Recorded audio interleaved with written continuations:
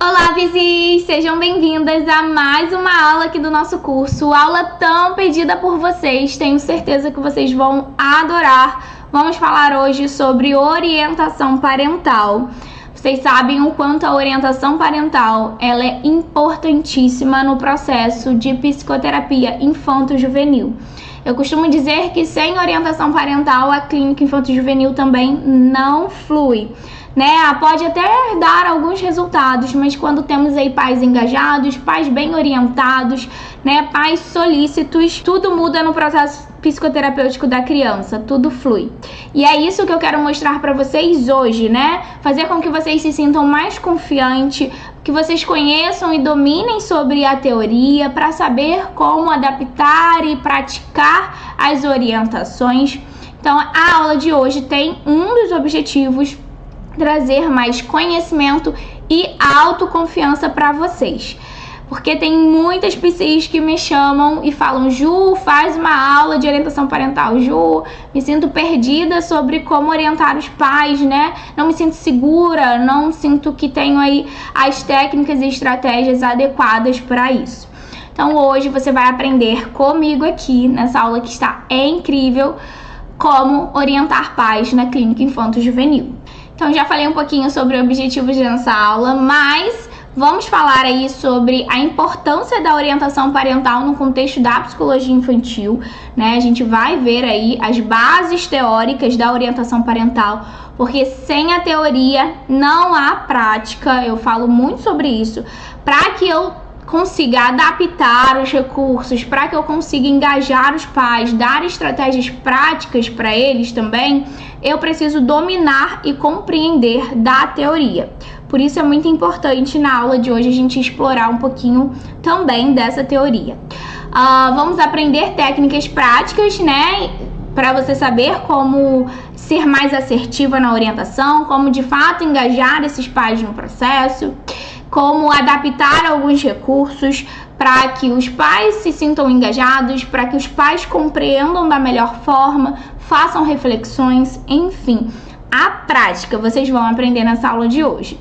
E como ampliar o olhar através dos recursos, Muitas psicólogas nem sabem que há a possibilidade da gente também utilizar jogos, atividades no momento de orientação parental, quando você está ali com os paizinhos à sua frente. Muitas pensam que só com as crianças e adolescentes é possível utilizar recurso.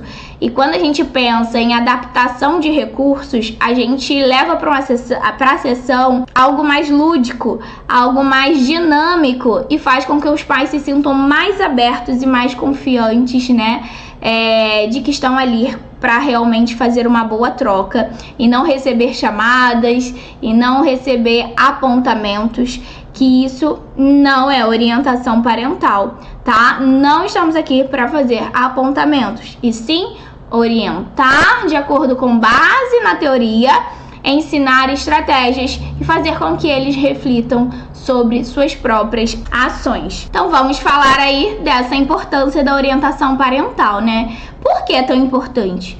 Porque quando a gente tem, os pais engajados, a gente consegue conduzir melhor o processo psicoterapêutico da criança.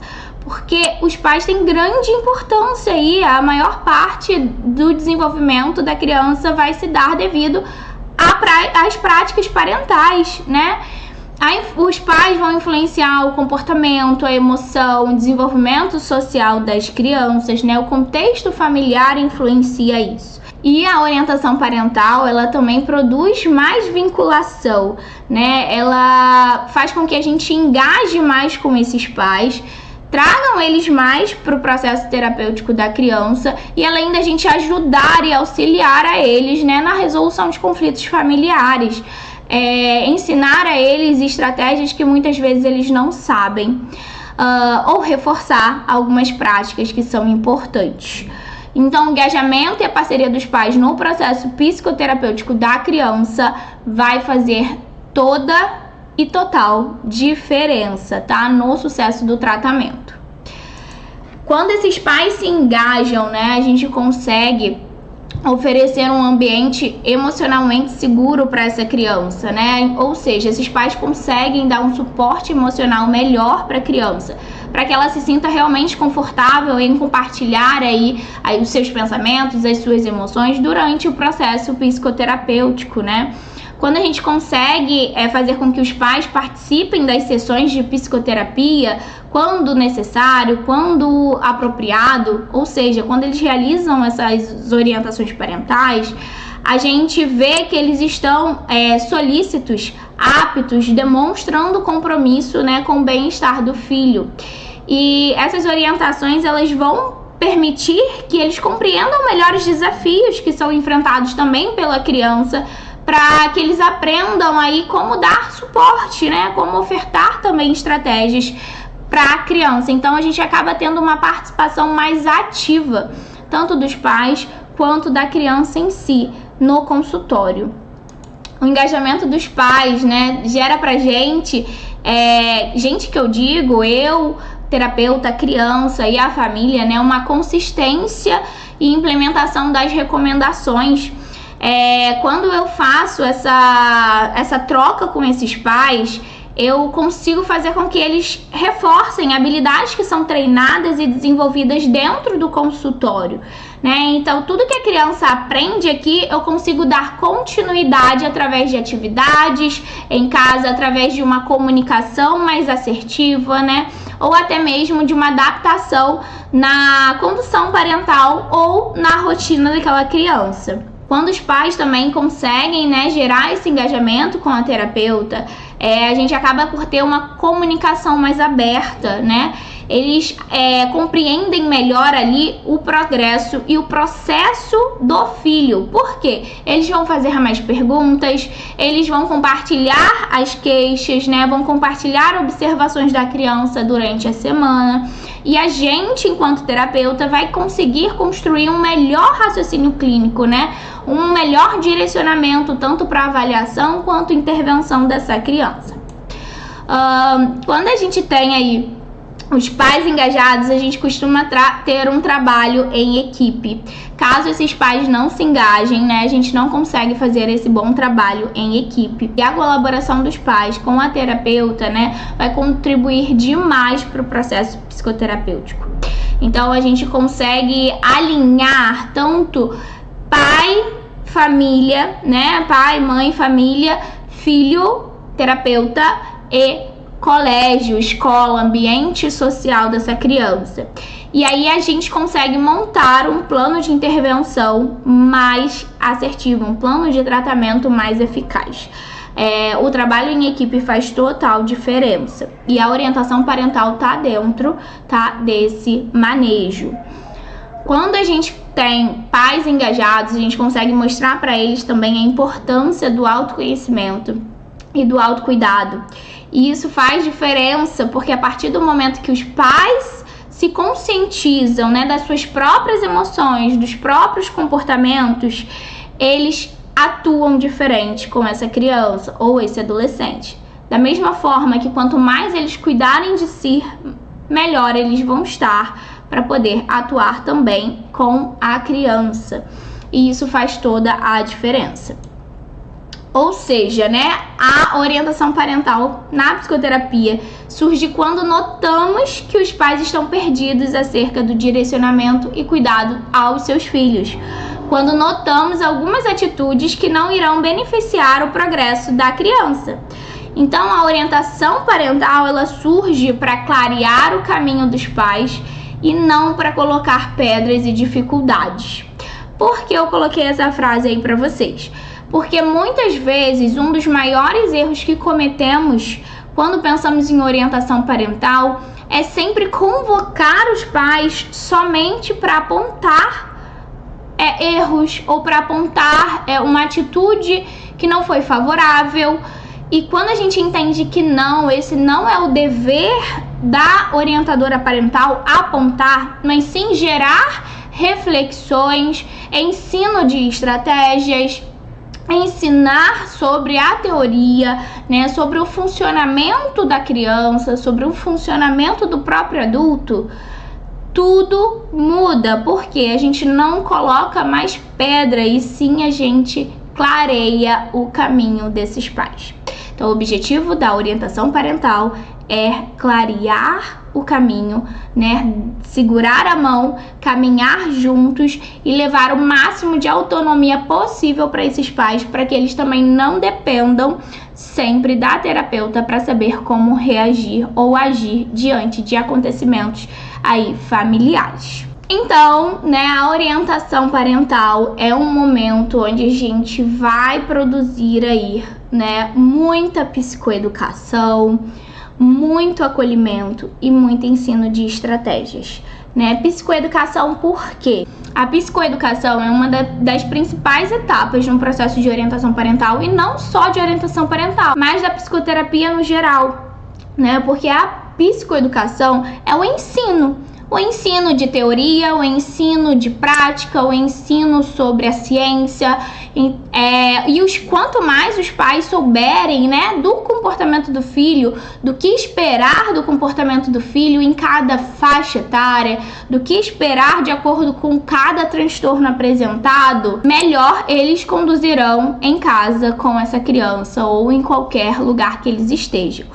E até porque quem passa mais tempo com a criança são os pais. Então eles precisam estar claros sobre o que esperar da criança, o porquê determinados comportamentos e atitudes se apresentam naquele momento, quais são as dificuldades enfrentadas, quais são as potencialidades, né, o que eles podem fazer de acordo com os prejuízos encontrados e as dificuldades ali presentes na família. Então, o processo de psicoeducar, ensinar os pais, faz toda a diferença e deve ser o passo mais importante da orientação parental.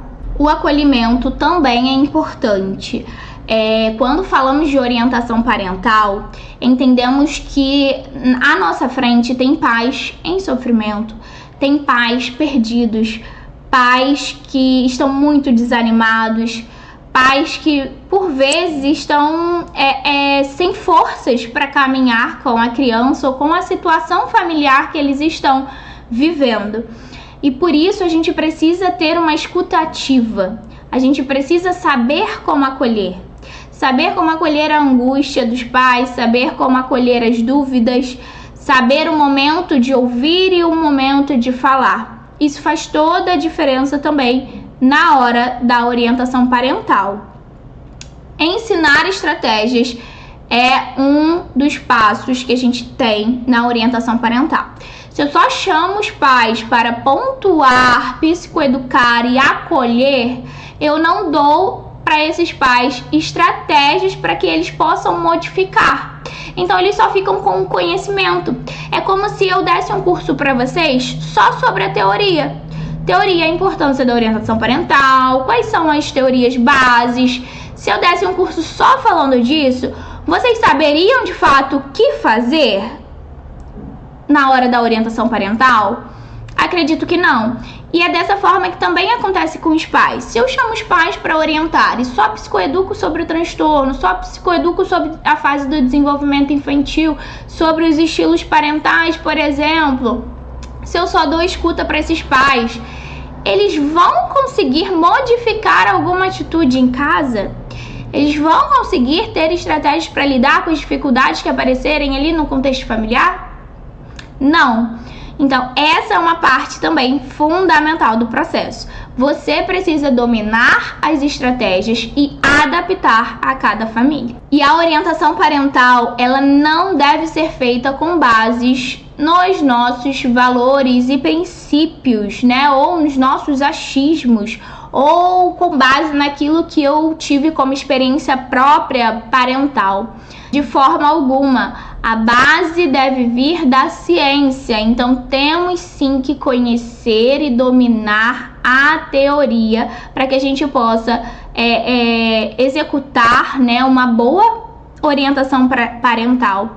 E então os estudos são importantes e por isso nessa aula agora, né, nesse momento, a gente vai estudar um pouquinho, compreender um pouquinho sobre as bases teóricas que mais influenciam e nos ajudam aí dar um norte sobre como orientar esses pais. Então, os fundamentos teóricos mais utilizados, né? Eu separei 3 fundamentos teóricos aqui, 3 teóricos que a gente pode nos guiar para trabalhar e manejar a orientação.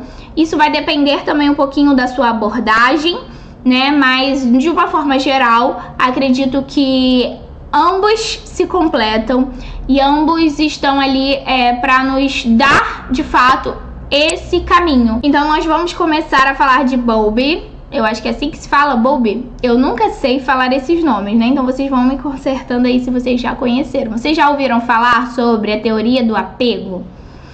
Se sim, né, vamos entender como realmente funciona aqui na orientação parental.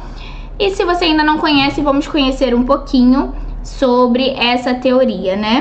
Bowlby, ele vai falar basicamente dos estilos de apego, né? E como esses estilos podem impactar e influenciar o comportamento da criança ao longo do desenvolvimento dela. Ou seja, Bowlby acreditava, né, que o apego é um mecanismo evolutivo que garante a sobrevivência da criança e um melhor desenvolvimento.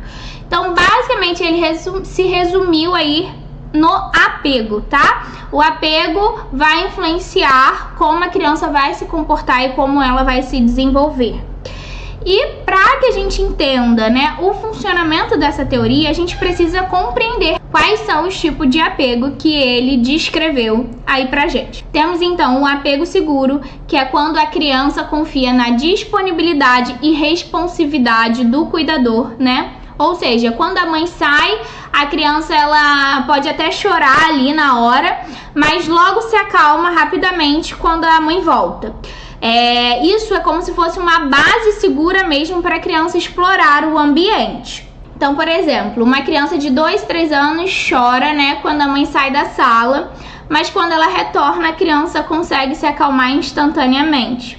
E aí ela começa a explorar ativamente o espaço, os brinquedos, e só retorna ali a mãe ocasionalmente para abastecer novamente esse estado emocional, né? E a gente levando para o consultório, sabe aquela criancinha que assim que chega no consultório, é um consultório novo, ela se afasta da mãe e aí ela pode ficar tristinha ou pode até chorar, mas quando a gente fala sobre a mãe ou mostra onde a mãe está, automaticamente essa criança, ela, né, se regula, ela se acalma e começa a ter vontade de explorar o ambiente, de explorar os recursos, o brinquedo, e hora ou outra só pede pra ver a mãe um pouquinho pra se abastecer ali, né, emocionalmente e se sentir segura. Então esse é um apego seguro. Temos aí o apego inseguro ambivalente, né, que é quando a criança não tem certeza que o cuidador será consistente e responsivo, né? Então essa incerteza pode gerar ansiedade, gerando aí comportamentos de dependência ou até mesmo de resistência ao cuidador. Basicamente a criança se sente aí perdida em relação à sua fonte de apego ou autoridade. Um exemplo, quando a mãe sai aí sem falar, a criança pode chorar aí intensamente e ao retorno dela, ela vai lá e busca proximidade, mas ao mesmo tempo se mostra irritada com o contato físico com a mãe. É um padrão de busca e rejeição ao mesmo tempo. A criança, ela não se sente segura, né? Ela tá ali, de uma hora ela entende que a mãe é alguém de segurança, de confiança, de afeto, e ao mesmo tempo ela fica com sensação de rejeição, né? Com sensação de insegurança. Temos muitos casos desses, tá? Que chegam ao consultório, né? Que mães falam, mas quando eu saio choro e quando eu chego e vou dar carinho, a criança de certa forma ela até fica, mas ela começa a ficar estressada, irritada. E esse pode ser um estilo, tá? De apego inseguro ambivalente. Temos aí também o apego inseguro evitativo, que é quando a criança se mostra independente ou evita o cuidador, né? Tanto em momentos de separação quanto de reencontros. Isso geralmente indica que as necessidades emocionais dessa criança, né, não foi suprida devidamente. A gente fala muito sobre esse apego inseguro evitativo, quando a criança meio que aprende a se virar sozinha, né, e não tem aquela necessidade emocional do cuidador, né, atendida. Então a criança parece que não se importa quando a mãe sai nem quando a mãe retorna ao ambiente. Temos também o apego desorganizado, tá? O apego desorganizado é quando a criança ela pode se demonstrar confusa em relação ao cuidador. Isso geralmente ocorre quando o cuidador é de fonte de conforto, mas também fonte de medo. Sabe aquela criança que ao mesmo tempo que quer contar algo pro pai ou pra mãe, mas não consegue porque ao mesmo tempo que sabe que eles são pontes e fonte de conforto, eles sentem medo da reação desses pais? Então, esse é um tipo de apego desorganizado. A criança não sabe ali muito o que esperar e ela se demonstra confusa, né? Da mesma forma, aí um exemplo prático que eu coloquei de criança menor, que é quando a criança corre para a mãe, mas ao mesmo tempo pode parecer assustada ou congelada. Outro exemplo, está no parque, né, e aí se machucou, caiu do escorrega e se machucou. A primeira ação da criança é sair correndo para a mãe, mas quando chega próximo dessa mãe, ela reage assustada, porque ela fica aí desconfiada da reação dessa mãe, ou seja, confusa. E acontece, né, de aparecer esse apego desorganizado. Então, todos esses apegos, né, que foram descritos por Bowlby, eles têm um impacto no desenvolvimento da criança, né? Então, a criança que cresce com apego seguro provavelmente terá uma melhor confiança, uma autoconfiança na vida adulta, porque ela esteve bem, ela se sentiu segura para explorar o ambiente, né? Ela teve apoio, ela teve orientação, ela teve ali momentos de acolhimento. Já a criança que vivenciou o apego inseguro ambivalente pode ter dificuldades em confiar nos outros ou se mostrar excessivamente dependente nos relacionamentos, buscando sempre a validação.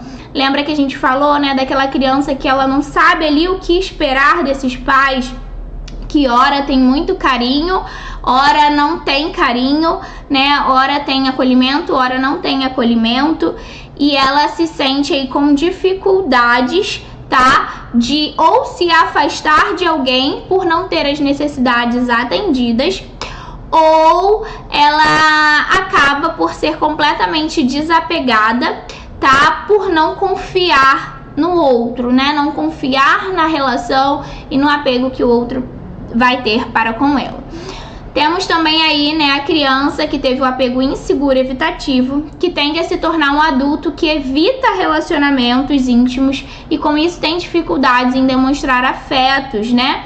Esse apego evitativo foi o que falamos, né, da criança ser mega autônoma e independente antes do momento, porque ela não teve o suporte adequado e as necessidades também atendidas, o que faz com que ela tenha sempre que suprir suas próprias necessidades e que com isso, né, futuramente ela não queira entrar em relacionamentos. Aqui, gente, no slide, né, eu coloquei apego inseguro evitativo novamente, mas não era pra gente estar falando sobre, né, o impacto que tem aí no apego desorganizado, né? E esse apego desorganizado, possivelmente a criança vai se tornar alguém insegura, tá? Insegura nos relacionamentos, alguém insegura consigo própria, né? Então, com baixa confiança, com baixa proatividade, uma criança bem desconfiada, um adulto mesmo desconfiado. Por quê?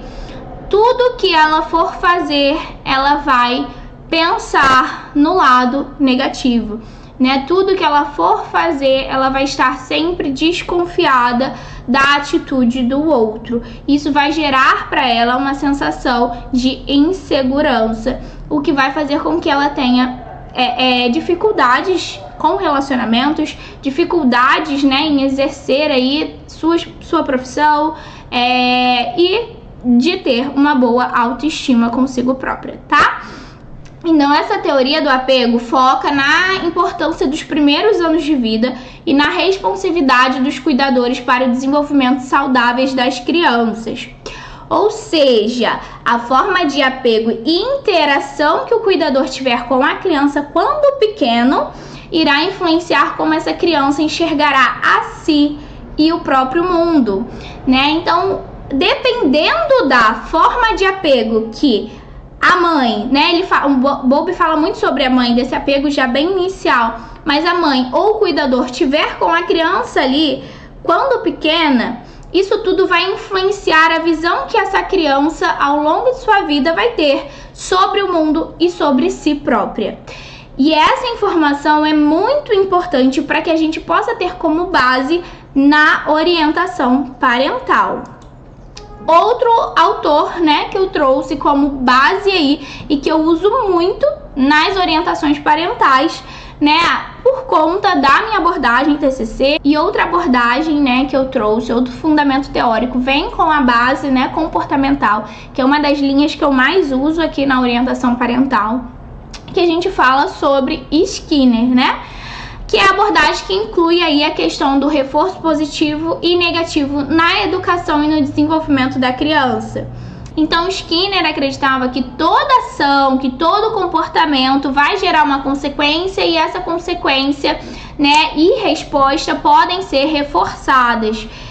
Por exemplo, a situação que a gente enxerga é o Pedro caiu, o comportamento começou a chorar e foi até a mãe. A consequência que essa criança teve, qual foi? A mãe deu atenção, a mãe ajudou, a mãe, né, acolheu essa criança, orientou ela. E, consequentemente, o Pedro voltou para a brincadeira. Qual é o reforço? Né? Qual foi o reforço? O acolhimento, a atenção da mãe, as estratégias que essa mãe utilizou.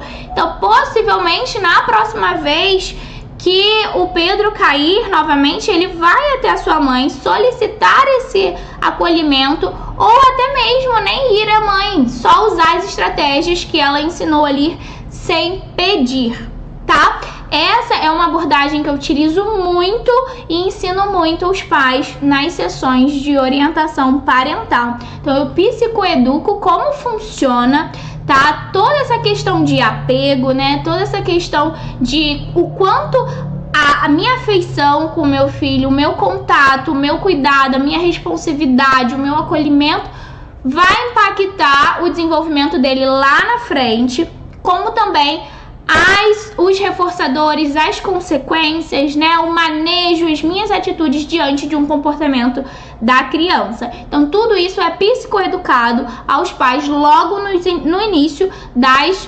orientações, quando necessário. E aí também temos, né, outro fundamento teórico importantíssimo que faz total diferença tanto para nossa construção de raciocínio clínico quanto para a psicoeducação e mudança parental dos pais, que é a gente compreender os modelos de parentalidade. Na literatura encontramos aí 4 estilos parentais que podem impactar, né, significativamente o comportamento da criança. Mas antes da gente compreender, acredito que muitas de vocês até já saibam quais são os estilos, mas a gente vai aprofundar um pouquinho neles, né? E conscientizar vocês que antes de sabermos os estilos, compreendermos os estilos parentais, precisamos entender de onde eles surgiram, né? Qual é o ponto de partida desses estilos? Então, existem aí 3 dimensões, né, que fundamentam o estilo parental. A responsividade. O que é a responsividade? Se refere às atitudes compreensivas que os pais têm com os filhos e que visa, através do apoio emocional e da comunicação, favorecer a autonomia e a autoafirmação dos filhos. Ou seja, responsividade é você entender ali, de certa forma, que a comunicação, né, o diálogo e apoio gera para essa criança autonomia e autoconfiança. Temos aí a dimensão da exigência. O que é a exigência, né? São todas as atividades dos pais que buscam de alguma forma controlar o comportamento da criança, o comportamento do filho, né? Impondo limites e estabelecendo regras.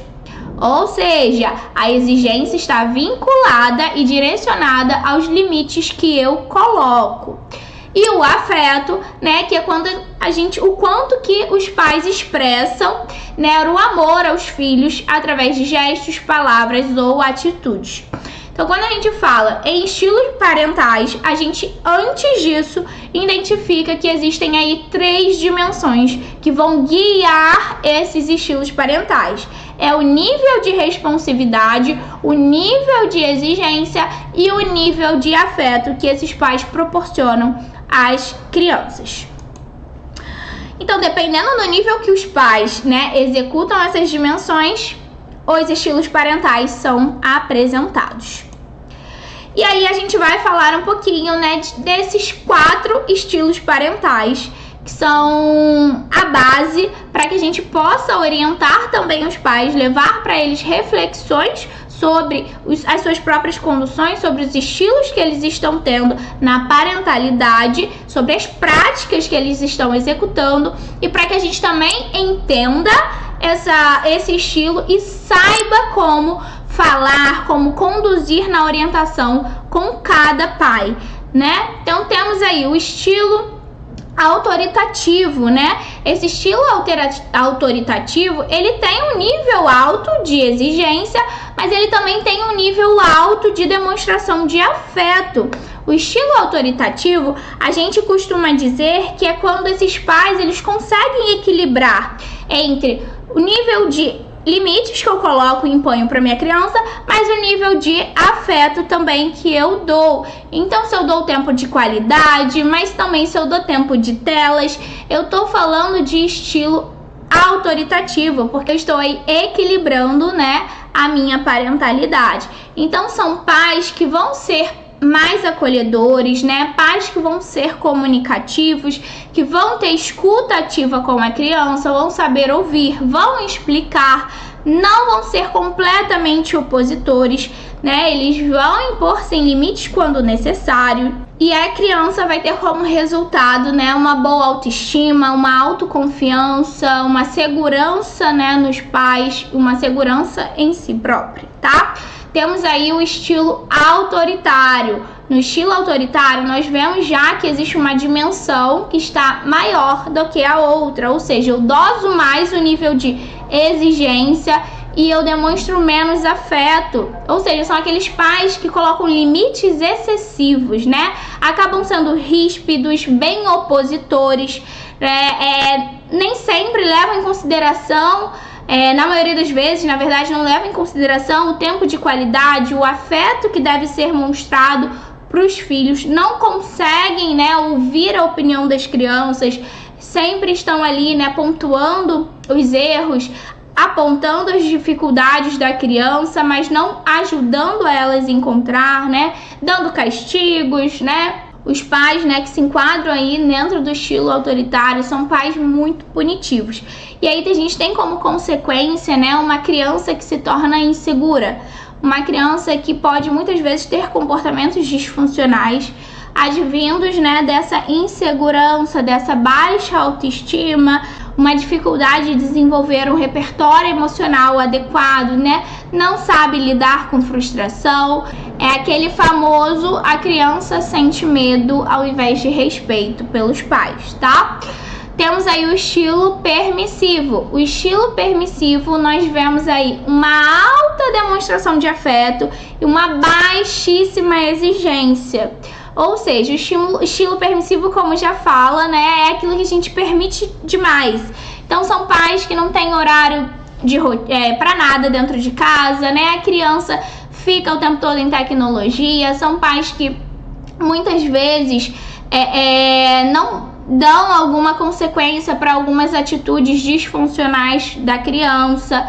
São pais que realmente não sabem como dizer não e impor limites aí nessa relação. E possivelmente essas crianças se tornam crianças que são incapazes, de lidar com frustrações. Muitas vezes a gente ouve aí no senso comum as crianças mimadas, Isso pode acontecer devido ao estilo permissivo dos pais, tá? Temos aí o estilo negligente, que é o estilo onde tem uma baixa demonstração de afeto e uma baixa demonstração também de exigência, de nível de exigência, ou seja, são crianças que os pais só suprem de fato aquelas necessidades básicas de comida, alimentação, mas não sabem das dificuldades que a criança enfrenta não constroem um bom relacionamento com a criança, né? Não sabem como se posicionar diante de situações com aquela criança. Então, estão mais presentes nas próprias vidas do que no desenvolvimento de um relacionamento, de desenvolvimento de habilidades para a criança em si, tá? E esses pais que acabam tendo estilo negligente são aqueles pais que muitas vezes trabalham para suprir todas aquelas necessidades fisiológicas de alimentação, roupa, brinquedo e tudo, mas o afeto em si, né, o tempo de qualidade, os limites não são impostos para a criança. Vocês conseguiram perceber que a teoria, né, é uma base, um fundamento que a gente precisa ter para saber como psicoeducar e como analisar, como construir um raciocínio clínico também diante de um caso que surge pra gente, né? Quando a gente for aí ter a sessão de orientação parental, a gente saber como conduzir e como explicar e psicoeducar os pais acerca dos próprios comportamentos e das consequências que esses comportamentos e essas atitudes podem gerar ou estar gerando na vida dos filhos. Vamos finalizar a teoria por aqui, só um pouquinho, e a gente vai iniciar agora a prática, porque eu vou ensinar para vocês ferramentas, né, para utilizar na orientação parental.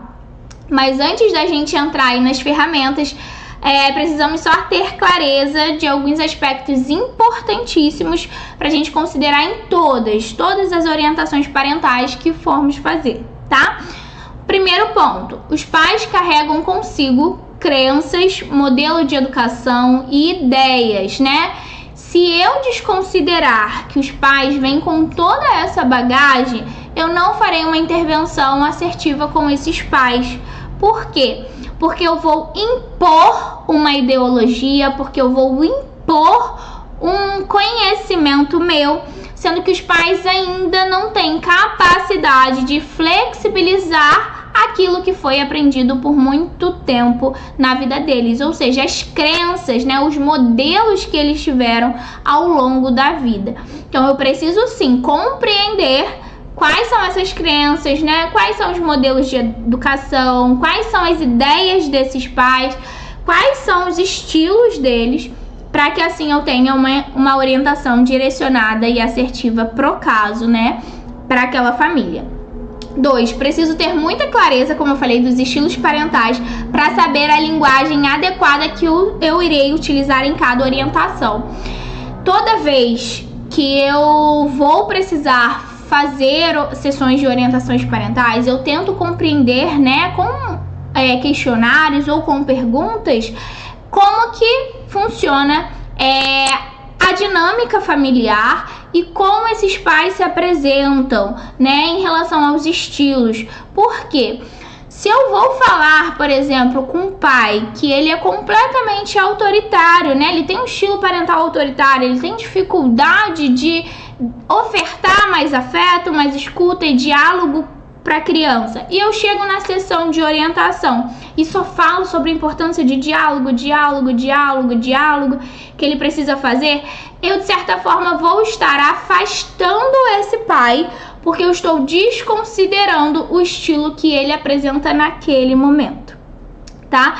E aí eu não vou estar assertiva em relação à minha linguagem com ele. A orientação parental não vai ser eficaz dessa forma. 3. Se eu não tiver uma boa base científica, não vou saber como realizar uma boa psicoeducação. Terei dificuldade de engajar esses pais.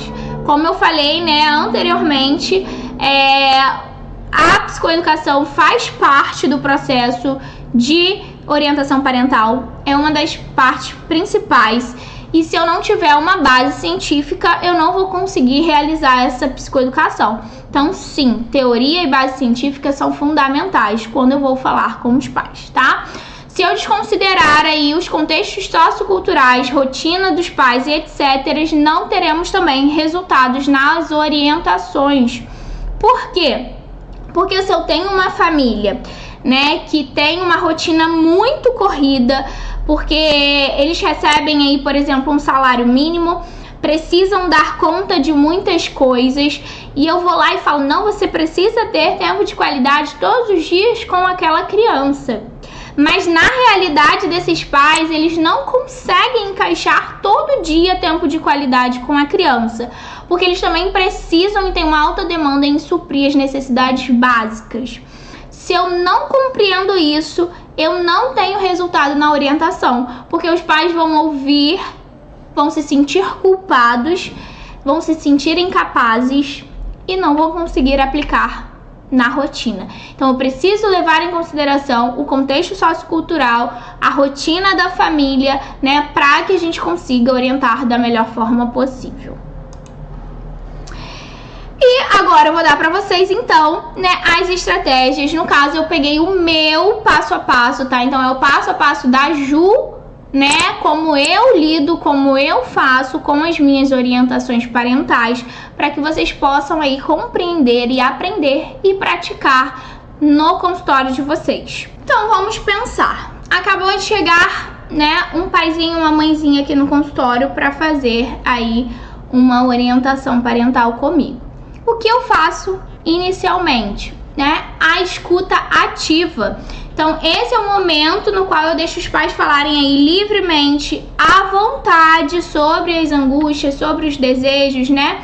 Eu vou acolhendo as demandas desses pais, né? Vou anotando algumas informações trazidas por eles, mas eu tenho esse momento inicial de escuta, de acolhimento. Eu preciso entender o ponto de partida, a dor principal, né? Qual é a maior demanda deles? E também dar essa possibilidade deles se sentirem aí mais tranquilos e fazer com que eles estejam mais relaxados e prontos para ouvir ou realizar trocas comigo durante a sessão, tá? Segundo ponto é que eu esclareço algumas situações e queixas trazidas por eles e até mesmo os desejos, né? Então é onde entram minhas perguntas, né? Onde eu vou geralmente esclarecendo algumas informações, tentando já construir o meu raciocínio clínico, tentando fazer de fato eles refletirem de alguma forma, né? Eles expressarem melhor algumas situações. Então perguntas como: por que você acha que hoje não consegue fazer dessa forma, né? Ou entendi, o que costuma desencadear o comportamento dele? Perguntas assim são feitas nesse passo. Por quê? O que costuma desencadear o comportamento da criança? Eu já estou iniciando uma análise funcional do comportamento. Eu já estou começando a identificar, de repente, um estilo parental desses pais, tá? Então, eu gosto de escutar e esclarecer dúvidas, e aí veremos o terceiro passo. Logo após, né, eu já começo a psicoeducar se algum comportamento ou ações, né, forem justificadas por algum transtorno ou fase do desenvolvimento. A psicoeducação de transtorno e a psicoeducação de desenvolvimento infantil devem conter nas orientações parentais, tá? Então, se eu noto que a criança chegou com algum diagnóstico e os pais não estão, né, entendendo e compreendendo que aqueles prejuízos são advindos de um diagnóstico, de um transtorno, eu preciso estar ali psicoeducando eles acerca disso, né? Se a criança vem aí aos 2 anos e os pais se queixam muito de comportamentos de birra, eu preciso também, enquanto terapeuta e orientadora, psicoeducar esses pais acerca do que é esperado nessa fase, né, da vida da criança. Por quê?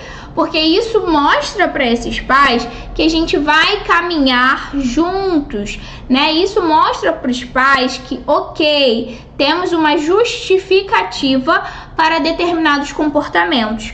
Por mais que nesse momento inicial a gente não tenha estratégias, os pais já se sentem um pouquinho mais seguros por saberem que tem uma justificativa para determinados comportamentos apresentados pela criança, né?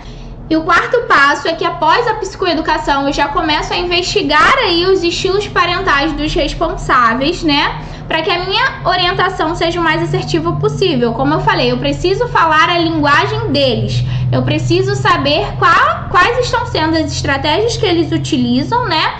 O estilo parental deles, para que eu possa ofertar também outras estratégias ou adaptar de acordo com o paciente. E aí nessa fase eu costumo utilizar, tá, alguns recursos para isso, ou até mesmo um questionário, né, padronizadinho que eu tenho aqui, onde eu entrego para eles e eles respondem algumas perguntas, e aí eu consigo avaliar e identificar esse estilo, né? Para identificação de estilo parentais também temos o instrumento IEP. Eu não coloquei ele aqui, mas ele é pago, você consegue encontrar e você tem total acessibilidade a ele, né, enquanto psicólogo, para estar aplicando nos pais e identificarem esse estilo parental. É um instrumento super fácil de pontuar, de verificar, então fica aí a dica para vocês. Mas a análise do estilo parental também é possível ser feita com base em questionários ou até mesmo perguntas que você faça após você conhecer e dominar da teoria, ok?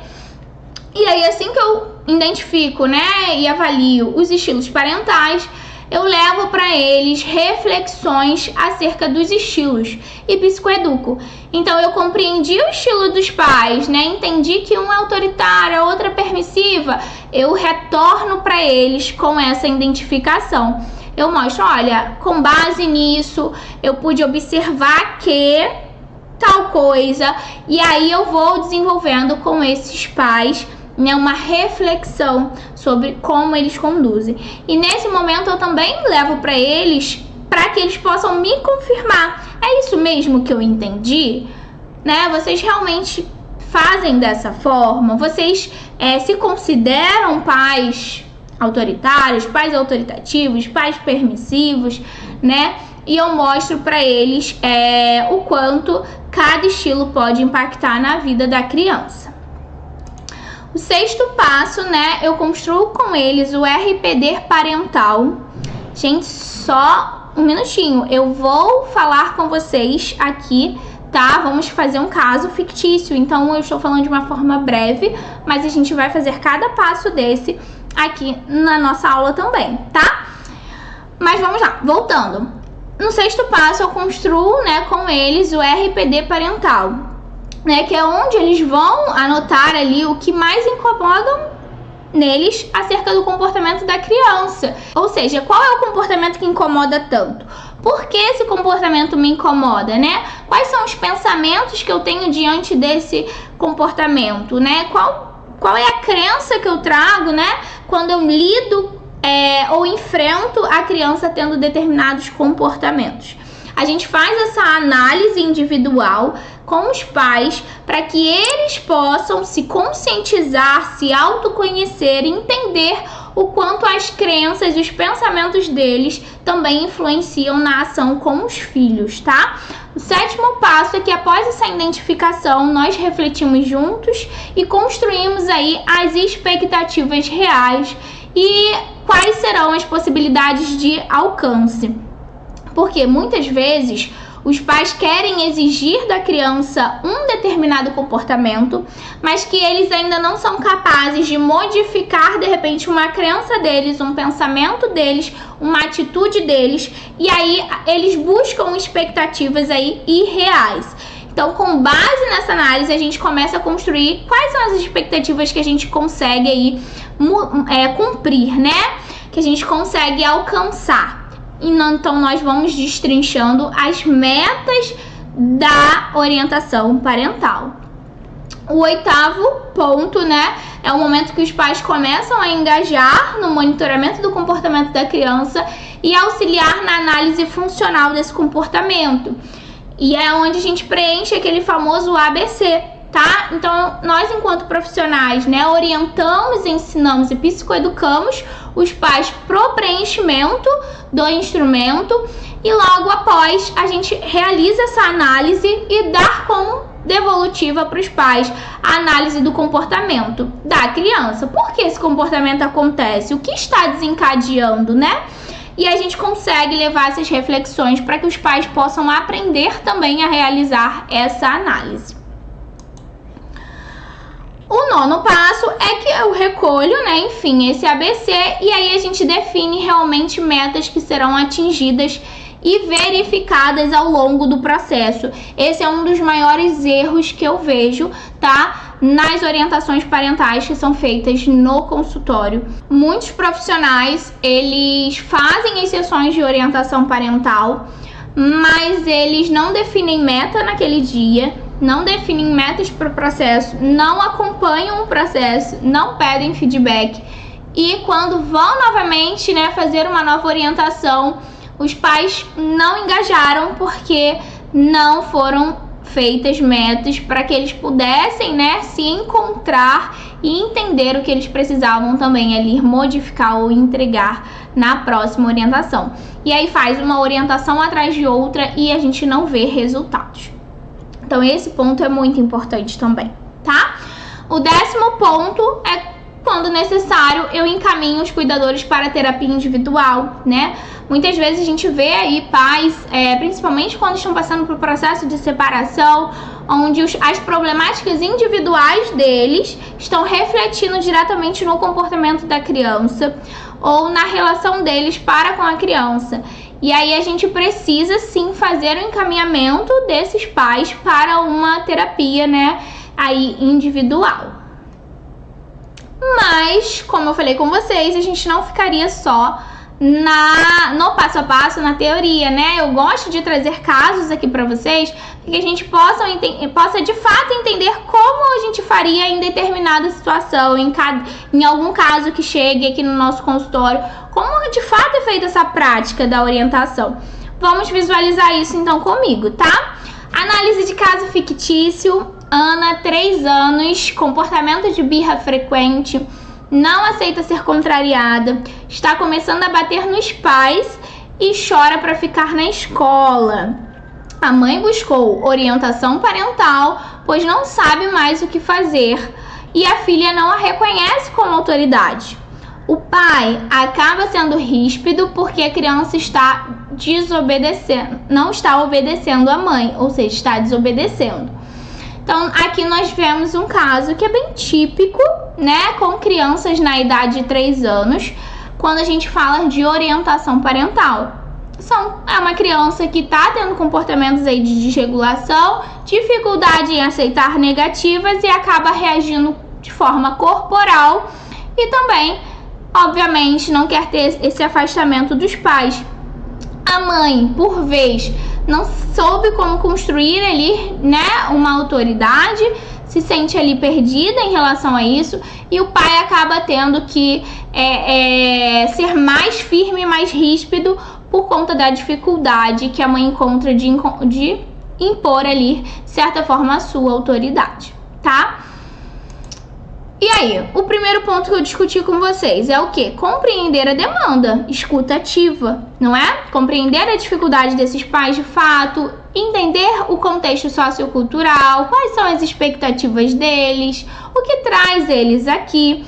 E aí, nesse momento de compreensão, eu percebi que os pais tinham condição e flexibilidade para adaptar a rotina, estavam dispostos a aprender com a orientação, apresentavam dificuldades em equilibrar a forma de tratar a criança e com isso estavam colocando bastante ela de castigo, né? Tirando os brinquedos e às vezes batendo na criança.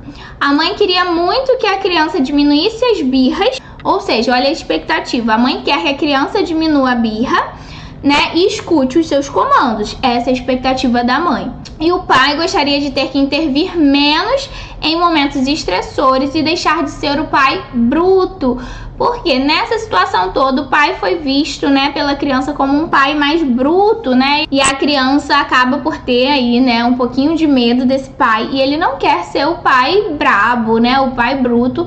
Essa é a expectativa dele, ter que intervir menos com o ganho aí da autoridade da mãe. Tá? Então aqui como que vocês puderam ver, eu observei eu ouvi, eu acolhi, eu identifiquei já muitos pontos que vão fazer diferença para mim durante a construção do meu raciocínio clínico, né? Então, os pais, eles têm condição de flexibilizar e adaptar a rotina, um ponto, né? Eu entendi a questão sociocultural deles. Percebi que são pais que estão já dispostos a aprender, né? Então, são pais que já estão abertos a ouvir. Eles querem, né, saber como equilibrar aí o tratamento com a criança. Por quê? Atualmente, eles não conseguem fazer isso. Ou seja, já vejo que está faltando habilidades, está faltando estratégias. De repente, uma psicoeducação. E acabam sendo punitivos, né? Temos aí uma expectativa da mãe que é diminuir birra e o pai deixar de ser bruto. Segundo passo que eu fiz, né, nessa orientação, por exemplo, comecei o quê? A esclarecer dúvidas. E não fiz perguntas do tipo: por que você acha que a sua filha tem dificuldade de ouvir os seus comandos? E a resposta da mãe foi: porque eu acho que ela não me leva a sério. Toda vez que eu falo, ela fica correndo e rindo de mim. Aí eu acabo gritando com ela e acabo chamando o pai dela para agir. Ou seja, aqui eu já começo a identificar que essa mãe tem uma crença e já começo a identificar, de repente, um estilo parental. E entender, né, o que a mãe, de fato, acha e considera nela, né, as dificuldades enfrentadas ali diante do comportamento da criança. Eu faço perguntas do tipo: quando que essas birras aparecem? Sempre que ela recebe um não, ela costuma agir assim desde pequena? Outras perguntas que podem, né, me esclarecer: quando geralmente essas birras acontecem ou aparecem? Sempre que ela recebe não? Ela costuma ouvir muitos sims desde pequenas? Então, quando eu faço essas perguntas, aqui eu já começo a fazer e iniciar uma análise funcional na minha cabeça. Eu já começo a entender também um pouquinho do estilo parental desses pais ou dessa mãe. Por quê? Quando geralmente essas birras acontecem? É diante sempre de uma frustração, de uma negativa? Tá dentro do que é esperado para a idade ou não? Né? Como que a mãe e o pai lidavam com elas? Ela recebia muitos sims e aí foi acostumada, né? E tem uma dificuldade agora de receber não. Tudo isso eu vou construindo dentro aí do meu raciocínio. A resposta da mãe foi sim. Nós até achamos que esse pode ter sido um dos nossos erros lá atrás. Aqui eu percebo que esses pais, eles têm minimamente um pouco de autorresponsabilidade e um pouco de consciência das ações. Isso facilita muito ao longo do processo, né? E eu peguei uma informação muito importante. A criança tem um hábito e foi construída, né, a ter tudo o que quer no momento que quer, ou seja, então ela não tem habilidades suficientes para lidar com frustrações negativas, e esse será um ponto de partida possivelmente lá na frente. Terceiro ponto: logo após, né, ouvir, entender, fazer as perguntas para refletir sobre ou compreender ainda mais, né, a dinâmica e o contexto da família, eu psicoeduco sobre a fase do desenvolvimento, nesse caso, tá? Falo sobre a fase do desenvolvimento porque é uma criança que está aí com 3 anos de idade. 3 anos de idade é uma fase que a criança tem sim dificuldade de aceitar negativas, até porque ela está passando por uma fase de um ego muito elevado, onde ela quer tudo no tempo dela, todas as vontades devem ser atendidas e por isso ela se frustra mais facilmente. E é onde esses comportamentos aparecem, tá? Depois também psicoeduquei, né, esse pai, essa mãe possivelmente, sobre o apego seguro, a necessidade de limites e segurança, né? Então a gente falou aí sobre o apego, eu falei sobre como fazer com que essa criança, ela de fato sinta ali segura na situação, mas também compreenda os limites. Logo após, investiguei os estilos parentais, né? Então eu comecei a explicar como eles podem impactar. Eu percebi que a mãe ali era uma mãe com estilo permissivo e o pai, ele era um pai mais autoritativo. Ele era um pai equilibrado, ele só não estava conseguindo exercer a parentalidade equilibrada devido às necessidades de suprir uma postura ali mais rígida.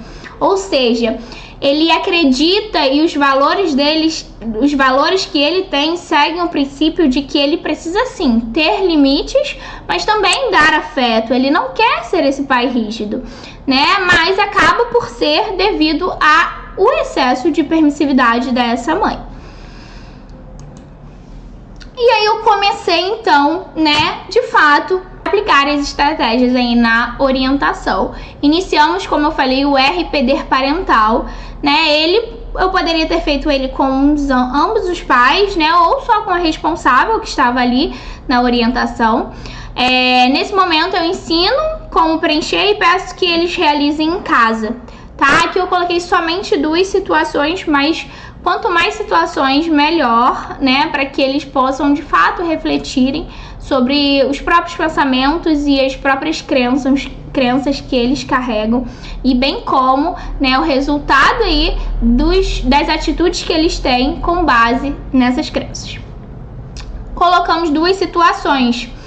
Minha filha se joga no chão após eu dar algum comando. Ou seja, a filha dela se jogou, né? A Ana, de 3 anos, se jogou no chão, a mãe deu um comando e ela começou a fazer birra.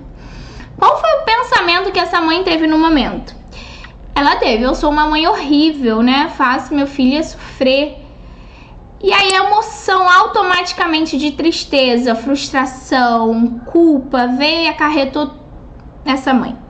E aí qual foi o comportamento que ela teve então diante disso? Pegou a filha no colo e diz: tá bom, minha filha, vamos lá. Ou seja, a partir de um pensamento que ela teve, né, disfuncional naquele momento, fez com que ela sentisse aí a culpa, a frustração e acabasse cedendo ao comportamento da filha de se jogar no chão, ok? Outra situação: minha filha me bate quando eu digo não pra ela. Qual é o pensamento que essa mãe tem no momento? Eu estou falhando em tudo. Sou uma péssima mãe. Mais uma vez, ela tem e demonstra pensamentos associados aí a crenças de incapacidade, crenças de desvalor, né? E aí, automaticamente, ela se sente triste e incapaz. E devido a esse sentimento de tristeza, incapacidade e esses pensamentos, ela acaba tendo o comportamento de falar com a criança gritando que não pode e às vezes acaba batendo de volta.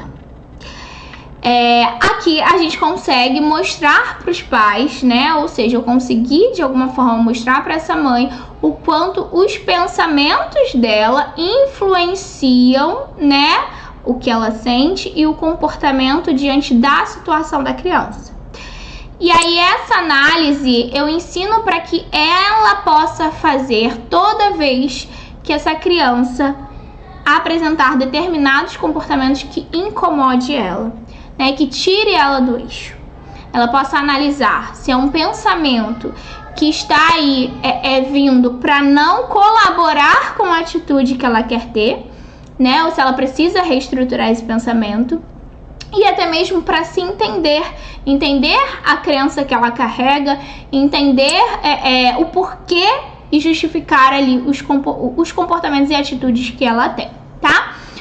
Logo depois, né, a partir, como eu falei, do 6º passo, a gente já começa a refletir e definir expectativas reais com base no que a gente entendeu de crenças e todo o contexto até o momento, né? Então aqui a gente vê que é uma mãe que não consegue lidar com o choro insistente da criança, né? Ela tem dificuldade, ela se sente incapaz, ela acha que tá errando. É uma mãe que conseguiria aprender como ser mais assertiva e intencional, porque é uma mãe que está engajada, uma mãe que está aberta para isso. Outra expectativa é o pai pode sair de cena quando a criança não estiver no radar dele e o conflito não for com ele, né? É algo que a gente pode definir aí que é possível de acontecer. 4. A criança está passando por uma fase de desenvolvimento que é esperado, comportamentos birrentos, mas através da mudança parental é possível que os comportamentos diminuam a intensidade e frequência. Ou seja, isso é uma expectativa real. A criança está passando pela fase, a gente sabe que esses comportamentos vão ocorrer, mas se a gente trabalhar, né, o manejo parental ali, os estilos parentais, as práticas, esse comportamento ele pode diminuir de intensidade e frequência. Isso é algo real, isso é algo possível de acontecer. Então a gente define aí e observa e discute com os pais essas expectativas. 7º ponto, eu já começo aí realizando a análise funcional do comportamento daquela criança. Porque sem a análise do comportamento, eu não consigo entender quais são as funções daquele comportamento. Eu preciso saber se a criança está se comportando assim devido à falta de alguma habilidade, devido a ela querer ter, né, alguma atenção, devido a um hábito construído, a falta de rotina, a falta de manejo parental. Tudo isso eu preciso identificar na análise do comportamento da criança.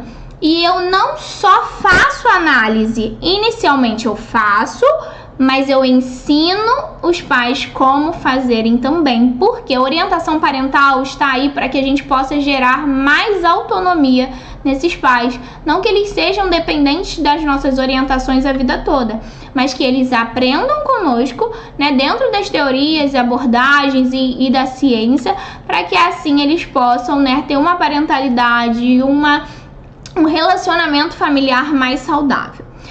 Vamos lá, aqui na análise, né, funcional, o antecedente eu pedi para a mãe colocar e ela colocou: pedi várias vezes para a Ana não subir na estante. Todas as vezes ela subiu. O comportamento. Consequência: eu gritei com ela e me senti péssima. Peguei no colo e conversei. Depois ela acabou subindo novamente. É um comportamento que a gente já espera dessa mãe, né? Visto que ela carrega aquelas crenças de incapacidade, de que ela já é péssima, que ela é ruim enquanto mãe.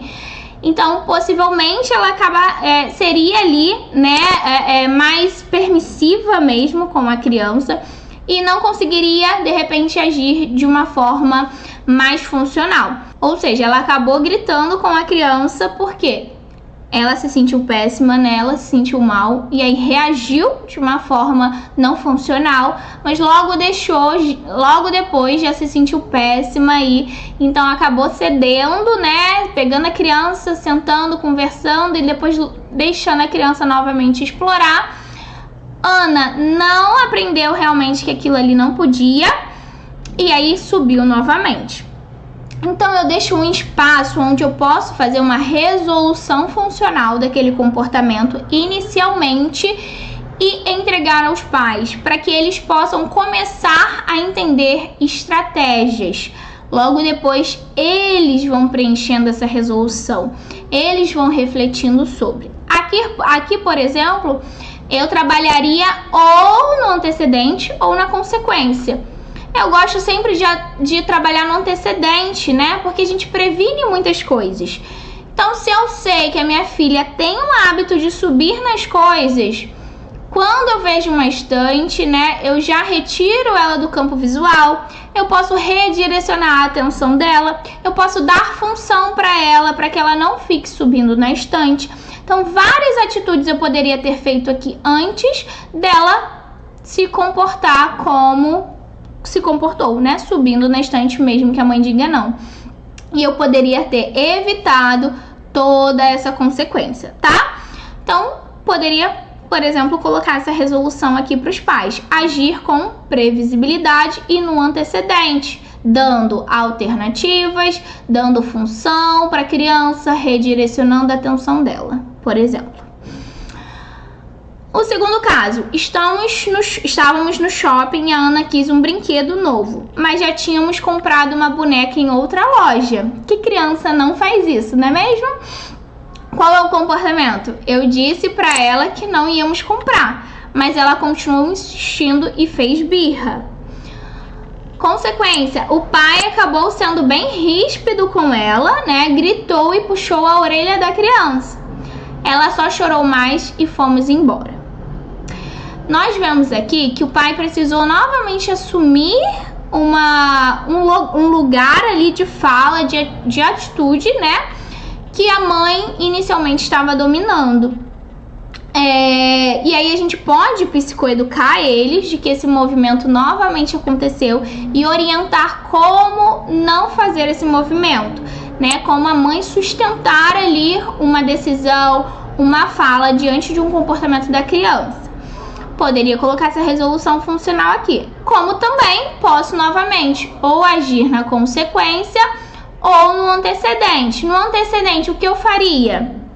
Daria previsibilidade para essa criança, né? Eu poderia mostrar para ela que vamos comprar. Qual loja você quer entrar para comprar o presente?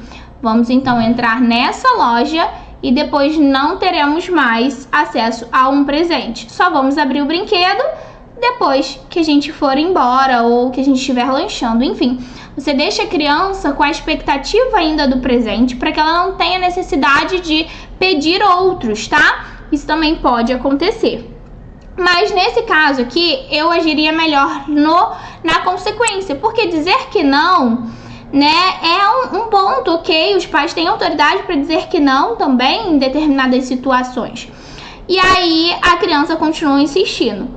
Mas depois o pai acabou sendo ríspido, gritou e puxou a orelha, ou seja, não foi, né, das atitudes mais funcionais e assertivas possíveis. Então ela chorou mais e acabou com o passeio e todo mundo foi embora. Não ela, né? Todo mundo ali acabaram com o passeio e foram embora. Nesse momento aqui, a gente poderia, né, pedir para que a mãe também utilizasse de alguma estratégia, ofertando ou mostrando para ela outro contexto, direcionando a criança, né, a entender e compreender mesmo a negativa, né, dar a opção de escolha. Olha, você tem a opção de escolha de continuar com esse brinquedo ou também não ter brinquedo algum, né, porque a mamãe já falou que você não teria como comprar outro brinquedo. Enfim, a mãe poderia ter tomado a posição sem que o pai tomasse, e aí a criança, né, arcaria com a consequência e de repente eles poderiam não ter ido embora, né? A gente tá falando só de hipóteses aqui, tá? Então eu mostro para eles como resolver um comportamento, né, de forma funcional, e depois eu vou levando para eles essas conscientizações para que eles possam fazer isso sozinhos sem depender de mim. O 8º passo é onde a gente define de fato as metas, né? Então, quais serão as metas daqui para frente? Foi definido, né? Não chantagear se não for seguir com o que falou, né? Porque costumava chantagear, se você fizer isso, não vai fazer aquilo. E aí a gente definiu não fazer isso, né? A mãe, quando perceber o gatilho da desregulação, irá sair de cena e o pai entrar em ação, sem que ambos tirem a autoridade um do outro. Se a mãe é uma mãe que não consegue lidar com a desregulação da criança, né? Porque ela acaba tendo aqueles pensamentos disfuncionais, a gente não deixa a mãe iniciar o processo de regulação, tá? A gente já pede imediatamente para a mãe sair de cena e o pai iniciar esse processo de regulação. Porque se a mãe inicia e a criança teoricamente vence, a mãe tá ali perdendo um pouquinho da autoridade dela nesse momento. E aí o pai vai precisar realmente ser um pouquinho mais ríspido com a criança para que ele consiga regular e controlar ali, de certa forma, a situação. A mãe incluirá algumas consequências e por isso fará mais previsibilidade para a criança. Já que é tão difícil essa mãe lidar com alguns comportamentos, ela precisa agir no antecedente, dar o máximo de previsibilidade para a criança, para que a criança não chegue a desencadear um comportamento de birra e a mãe realmente ter dificuldade de lidar com isso, tá? Estabeleceremos uma rotina visual para que a criança consiga se organizar melhor. Então, aqui foi definida uma rotina, porque é uma criança ainda de 3 anos que precisa de questões visuais, né? Para que ela possa se organizar melhor em atividades diárias. Por exemplo, o que pode, o que não pode dentro de casa, né? quando desorganizar os brinquedos, arrumar os brinquedos, isso tudo vai favorecer e diminuir ali os comportamentos de birra dessa criança. Outra meta foi: os pais criaram regras e combinados da família e deixarão expostos na casa. Como eu falei, né? O que pode e o que não pode. Tem que estar bem claro para essa família, né? Para que ambos falem as mesmas línguas e para que a criança consiga compreender de fato o que é esperado ou não dela dentro desse contexto familiar. E aí a gente começa depois, né, a verificação se essas metas estão sendo cumpridas ou não. Caso surja, né, alguma dificuldade por parte dos pais de executarem essas metas e as orientações, novamente a gente se encontra para discutir tudo e seguir todos os passos anteriores ou algum desses passos para alinhar melhor as orientações, metas e intervenções traçadas para o caso. E é claro que eu não finalizaria a nossa aula sem mostrar para vocês, como eu falei, né, um olhar mais ampliado e a possibilidade do uso de recursos terapêuticos, né, também para esclarecer melhor e gerar mais reflexões, né, e conscientização para os pais nesse processo de orientação. Então, vou mostrar para vocês alguns recursos que eu utilizo, né, na psicoeducação e reflexão parental aqui. Um dos recursos que a gente pode realizar é o jogo das cartas da parentalidade positiva, tá? A gente pode criar esse jogo ou até mesmo comprar esse jogo. Não tem um jogo pronto, mas tem algumas cartinhas disponíveis na internet e aí você vai precisar só adaptar, tá?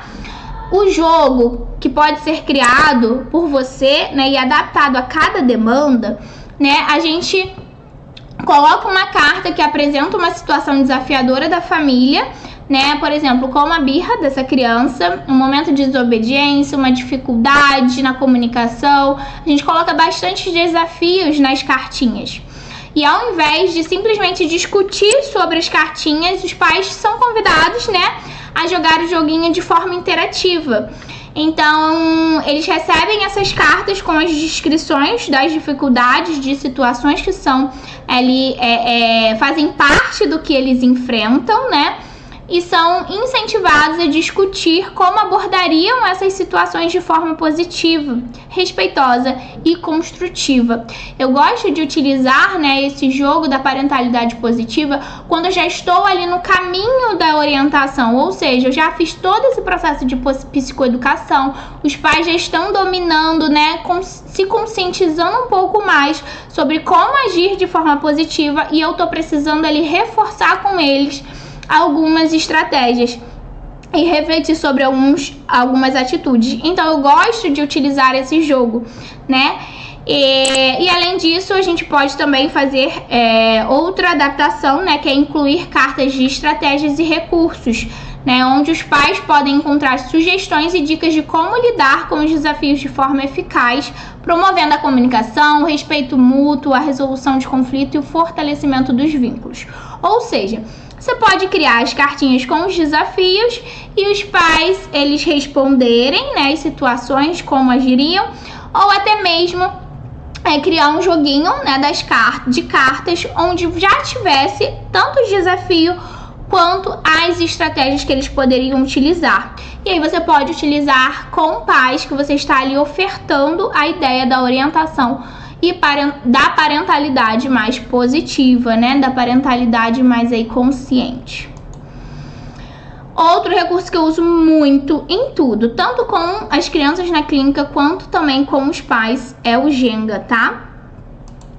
Vamos lá. O Jenga a gente consegue usar para torres de comunicação, né? Como que a gente pode adaptar esse recurso? Antes da sessão, você escreve ali perguntinhas relacionadas à comunicação familiar, né, em cada bloquinho do Jenga. E durante o jogo, à medida que a mãe vai ou o pai, né, retirando um bloco, ela vai respondendo a pergunta escrita no bloco, basicamente isso. E aí pode incluir perguntas sobre como melhorar a comunicação com os filhos, né, como lidar com conflitos de forma construtiva, como expressar emoções de formas saudáveis. A gente chama de torre da comunicação. Mesma coisa que a gente pode fazer e adaptar é o bloco de estratégias parentais, Então, em vez de perguntas, a gente escreve estratégias e dicas de parentalidade positiva em cada bloco. Então, conforme os pais vão retirando um bloco, eles compartilham, né, como poderia aplicar essa estratégia na própria vivência ali familiar. E isso pode incluir estratégias da disciplina positiva, né, de estabelecimento de limites, de um diálogo mais aberto, né, e até mesmo em questões de desenvolvimento emocional da criança.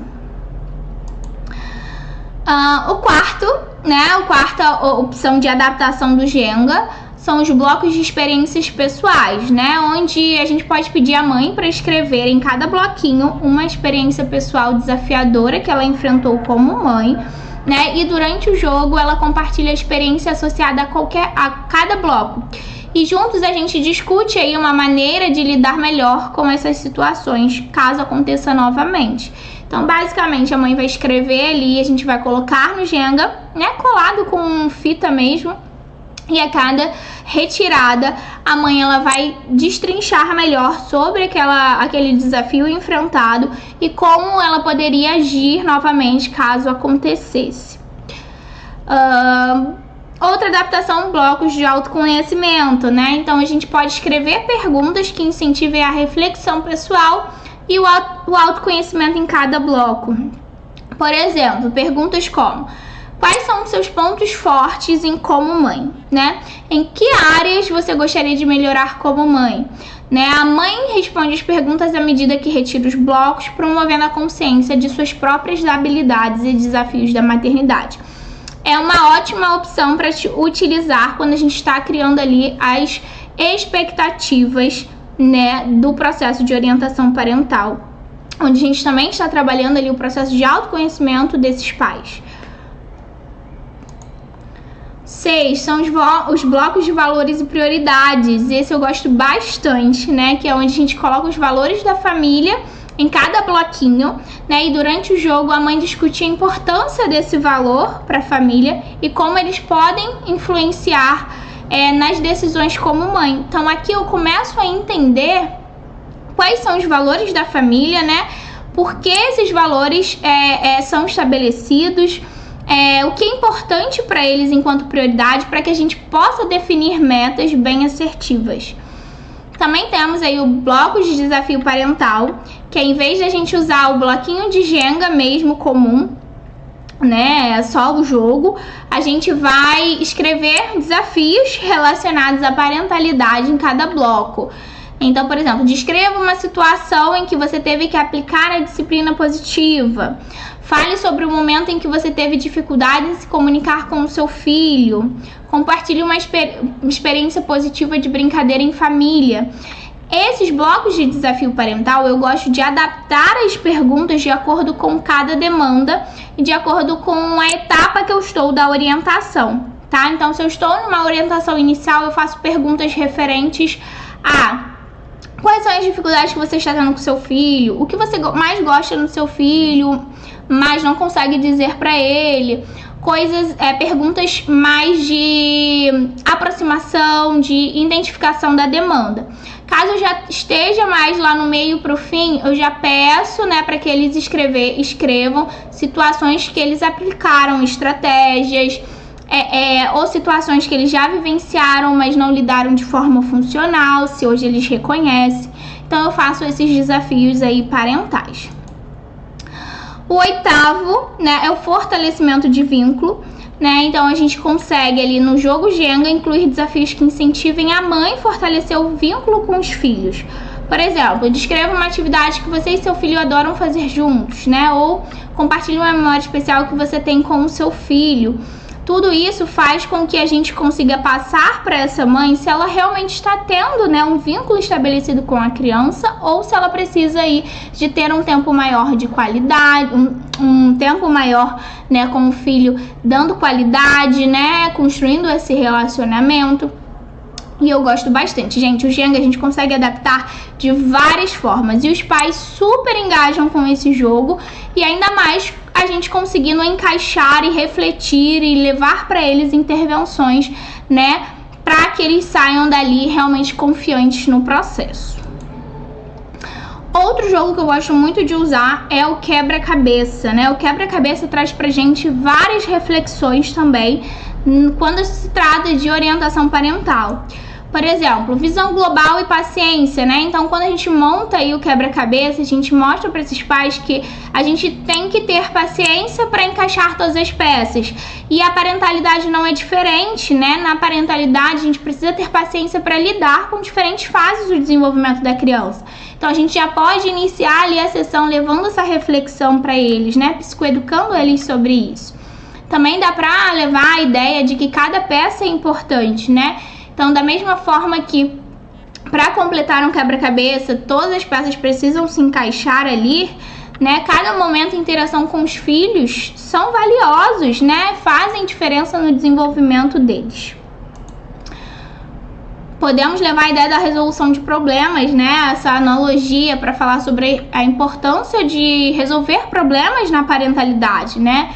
Então, assim como a gente consegue encontrar maneiras de encaixar as pecinhas, os pais também vão precisar encontrar soluções para lidar com os desafios apresentados ali pelos filhos. E a gente consegue fazer, né, essa associação bem legal e começar já a sessão de uma forma mais lúdica, dinâmica e engajada, tá? Podemos passar para eles também o trabalho em equipe, né? E aí seria muito legal que a gente pudesse fazer e montar esse quebra-cabeça junto, né? Tanto a criança com a mãe ou os pais em conjunto.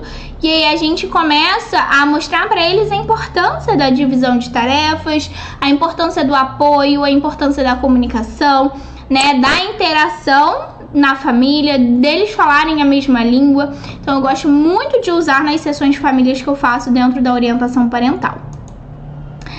E trouxe aqui também para vocês, né, para não deixar de finalizar a nossa aula com um conteúdo também de indicação, né, são as leituras que eu gosto muito e uso muito aqui, leio, me ajudam demais no processo de orientação parental, que são esses 3 livros, né, Orientação Parental para Pais, Parentalidade Consciente, já li mais de 2 vezes, Intervenções e Tratamento de Pais, né, e Treinamento de Pais na Clínica Infanto-Juvenil, é da Sinopse esse, se eu não me engano. Tô vendo um pouco aqui o slide. Mas são essas 3 orientações aí, né, referências bibliográficas também, que vocês podem estar pesquisando para aprofundar ainda mais o conhecimento adquirido hoje aqui no curso, nessa aula. Eu espero muito, muito, muito, muito, muito que vocês tenham gostado da aula, que vocês tenham saído daqui sabendo como fazer uma orientação parental, quais são os passos que vocês devem aí seguir, né? Que vocês possam se sentir confiantes agora para estar de frente aos pais, poder psicoeducar, acolher, orientar, saber como trazer um pouco de ludicidade também, de dinâmica para eles, para fazer com que eles reflitam mais, né, sem que a gente precise impor alguma ideia ou alguma regra para eles, né, mas que eles possam refletir por si próprios. E é isso, um grande beijo para vocês e até a próxima e última aula do nosso curso. Um beijo e tchau, tchau!